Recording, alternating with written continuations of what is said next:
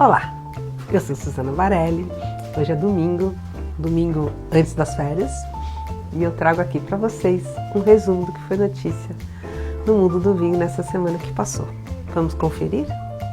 E nessa semana, na Levan Filosofia, eu conto um pouco mais sobre a passagem do Michel Rolland aqui no Brasil, conto também dos vinhos do Paul Hobbs para ficar nos Flying Winemakers, comento do concurso mundial de Bruxelas e a minha opinião sobre os concursos, falo de uma degustação do Francisco Baetti que eu gostei muito, brindo os 55 anos da Casa Flora e dou a novidade de uma aula de vinho.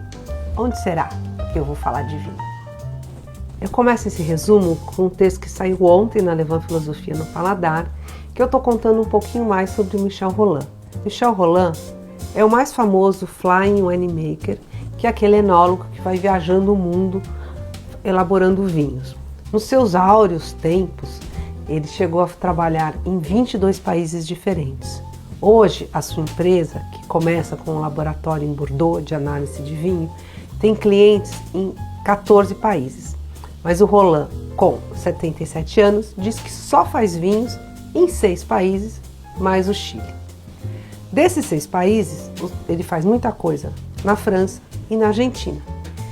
E ele veio para o Brasil exatamente no caminho da França para a Argentina, parou em São Paulo para conduzir uma degustação do Clos de Lossiette, que é um dos vinhos que ele elabora na Argentina, e é um vinho muito interessante. Por quê? O projeto inicial eram 7 produtores, na verdade ele convidou 6 amigos que elaboram vinhos na França a comprar vinhedos na Argentina, um ao lado do outro, e formou esse Clos de Lossiette. Hoje, na verdade, são 4 bodegas que estão nesse Clos de Lossiette participando do projeto. Uma é do Rolland e tem mais 3. E uma das ideias desse projeto, que é o que torna ele muito interessante, é ter um vinho que é uma mescla dos vinhos dessas 4 propriedades, que é o Clos de Lossiette. Aí ele veio para cá para conduzir uma degustação de 5 safras do Clos de Lossiette, que foi muito interessante. Um dos pontos interessantes é que essas 4 vinícolas, elas dão algumas barricas para fazer esse vinho comum, que é o Clos de Lossiette.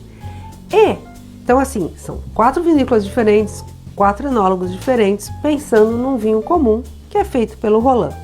E o Rolland faz o blend desses vinhos, e quando a gente prova 5 safras diferentes, você percebe muito nítido que tem uma espinha dorsal, que tem uma filosofia e tem uma coerência, e você percebe que sim, esses vinhos foram feitos pela mesma pessoa com vinhos que vieram com uvas que vieram do mesmo vinhedo. Então assim, é meio maluco porque são vinhedos diferentes, enólogos diferentes, e o Rolland, que realmente é um as no blend, consegue dar essa identidade ao vinho. Eu aproveitei para conversar um pouco com o Rolland, que lá atrás chegou a ser consultor de uma vinícola brasileira, que é a Miolo, e perguntando das recordações que ele tinha aqui do Brasil. Ele comentou, primeiro, de lembrar do trânsito caótico de São Paulo, que numa das vezes que ele passou pela cidade, inclusive ele fez o seu tour de helicóptero, porque ele tinha vários compromissos. Então ele foi com o Adriano Miolo de heliponto em heliponto, conforme o compromisso que ele tinha. Se mostrou saudoso da amizade dele com o Adriano e contou que quando ele chegou aqui, tinha muito vinhedo ainda enlatado, em pérgola, que é aquele vinhedo que parece um varalzinho, e que a sua principal função foi convencer a plantar em espaldeiro. E ele conta, falou, lá atrás, assim, tinham vinhedos que chegavam a ser azul, de tanto agrotóxico, de tanto produto que se colocava para não ter as doenças do vinhedo. Hoje, aos 77 anos, ele diz que realmente está reduzindo o seu volume de trabalho, e é muito interessante porque ele foi uma pessoa que efetivamente, assim, por muito tempo ele ditou o estilo de vinho, principalmente do Novo Mundo. E aí, quando perguntado, Rolland, que vinhos você gosta de beber?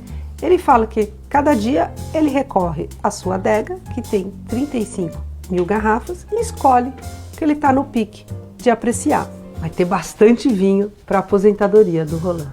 Na CBN, eu fiz 2 comentários sobre os concursos de vinho, motivado pelo resultado do Concurso Mundial de Bruxelas, que foi divulgado nessa semana.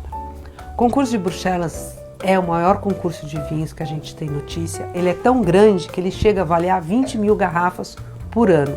É muita coisa. E ele é dividido em 4 seções, que é uma de rosés, uma de tintos e brancos, uma de espumantes e outras de doces e fortificados. O resultado que saiu foi da etapa mais importante, que é de brancos e tintos, no qual mais de 7.000 garrafas de 48 países diferentes participaram do concurso. E o Brasil, ele teve uma medalha de ouro especial, um grão ouro, teve 9 medalhas de ouro e 7 medalhas de prata. No primeiro comentário, eu falei sobre as vantagens de participar de concursos de vinho. Eu, por exemplo, muitas vezes participo de concursos de vinho para julgar os vinhos brasileiros e os espumantes brasileiros.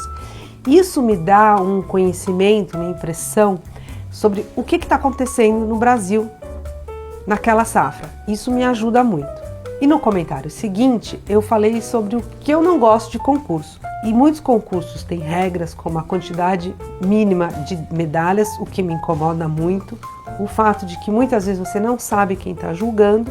E eu concluo que tem concursos e concursos. Tem alguns concursos que vale a pena prestar atenção e outros que, na verdade, têm apenas um marketing com a medalhinha estampada no rótulo e que faz o consumidor procurar esse vinho. Não sei quanto a vocês, mas vocês já pensaram nisso, que tem concursos e sobre quando o concurso é relevante e quando o concurso é só mais uma ferramenta de marketing para vender uma garrafa de vinho?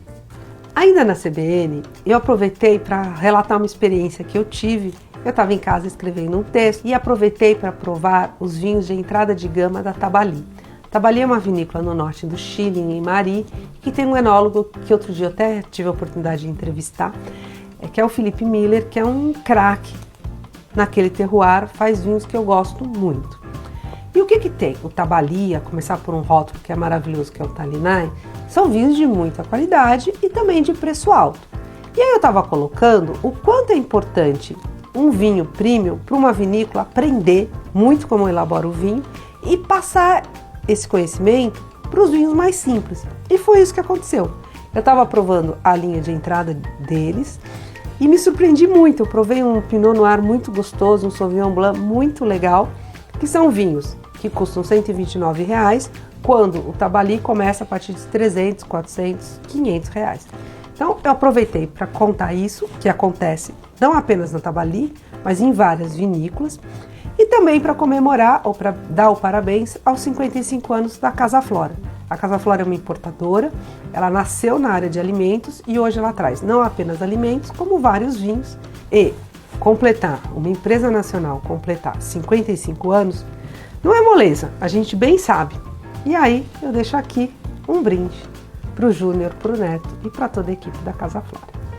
Outros vinhos que eu adorei provar essa semana foi do projeto que o Francisco Baetti, que tem lá no sul do Chile, em Traiguén. O Baetti foi por muito tempo o grande enólogo do grupo Chedruck, que leia-se Senha, Vinha do Chedruck, Bizarras. Ele elaborou muitos vinhos muito interessantes, de muita qualidade, no portfólio do Eduardo Chedruck, e em um dado momento da vida ele resolveu ter um vinho para chamar de seu.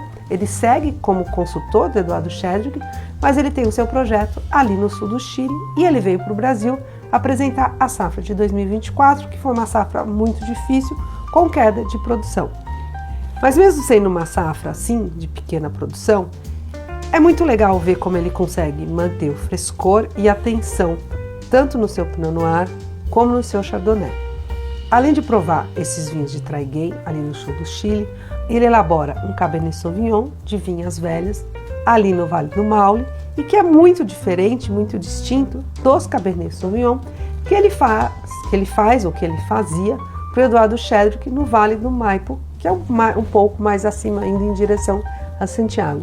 Então é interessante também entender essa interpretação de Cabernet Sauvignon pelo mesmo enólogo, mas respeitando o terroir de cada canto do Chile. Foi um bom aprendizado. Era para ser uma degustação conduzida com Paul Hobbs, e eu já tinha a pauta pronta. Paul Hobbs, assim como Michel Rolland, são Flying Winemakers, ou foram Flying Winemakers. O Paul Hobbs é um americano, foi responsável pelos vinhos da Catena no início, e também elabora vinhos em diversos países. A ideia era entrevistar um, entrevistar outro e fazer um texto junto para o paladar. Mas o Paul Hobbs não conseguiu entrar no Brasil. Isso mesmo, apesar de ter vindo da Argentina, e todas as vezes ele é cidadão também argentino, se eu entendi bem, ele consegue entrar direto no Brasil. Dessa vez teve alguma questão burocrática e ele, que é de origem norte-americana, não conseguiu entrar aqui. Aí a degustação foi conduzida por um membro da sua equipe, que foi uma boa degustação, mas eu não pude fazer a comparação dos dois Flying Winemakers, ou se é que ainda dá para chamá-los de Flying Winemakers. Isso era uma tendência muito forte lá atrás. Mas o fato é que a gente degustou lá na Grand Cru a safra de 2021 dos vinhos premiums que o Paul Hobbs faz na Argentina. Ele lá tem a vinha Cobos em sociedade. E foi muito interessante também, porque assim, são vinhos de muita complexidade e que mostram também, conforme o vinho que você vai provando, esse interesse pela Cabernet Sauvignon. Lá atrás, o Paul Hobbs bateu muito que a Argentina tinha que se diferenciar pelo Cabernet Sauvignon e acabou sendo vencido pela Malbec, pela exuberância da Malbec, pelo lado mais peculiar da Malbec. O fato é que hoje a Argentina já tem essa expertise, esse know-how de como fazer Malbecs e como fazer Malbecs que privilegiem cada terroir em que a videira está plantada, mas a Argentina também procura outras uvas para diversificar o seu portfólio e a sua imagem. A Cabernet Sauvignon é uma delas e o Paul Hobbs é realmente um expert na arte de lidar com essa uva. E a última notícia desse vídeo é também um convite e também uma forma de eu dividir um convite que eu gostei muito. Tem várias escolas de vinho no Brasil, uma delas é a Le Cordon Bleu, que na verdade é uma escola de gastronomia e que tem um curso longo, acho que são 8, 9 meses, de formação no mundo do vinho. E eu fui convidada para dar algumas aulas nesse curso, ainda tem vaga se tiver interessado, e eu vou ministrar primeiro a aula inaugural do curso, que é na próxima semana, dia 14, e também vou dar uma aula de mercado de vinho, que é na semana seguinte, e devo assumir um ou outro país, ou seja, contar dos vinhos, degustar, trazer informação de um ou outro país ao longo do curso. Isso ainda não está definido, mas eu estou super feliz de entrar nesse mundo, vamos dizer assim, dos professores de vinho. E um dos diferenciais do Le Cordon Bleu, que é uma escola de gastronomia, é que o curso é muito focado não apenas na bebida, mas principalmente na harmonização da comida com a bebida.